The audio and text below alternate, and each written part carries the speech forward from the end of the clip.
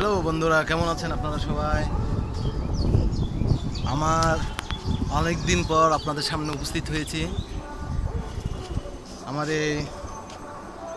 আমি একটা নতুন প্রজাতির একটা কবুতর কিনেছি।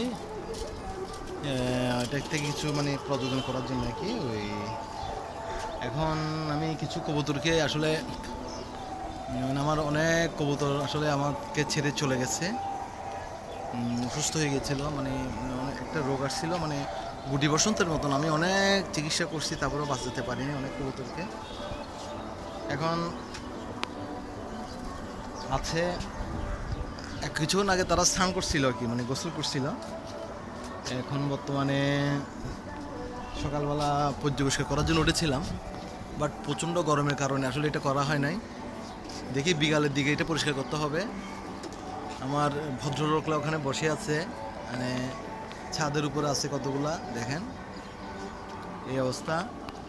সবাই ভালো থাকবেন, সুস্থ থাকবেন।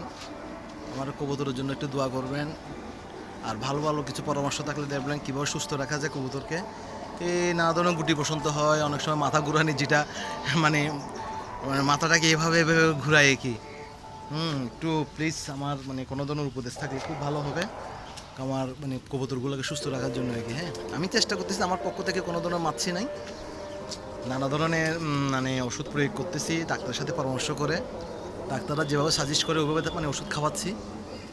এখন মোটামুটি সুস্থ আছে। এখন মনে হয় আমার অনেক কবুতর অলরেডি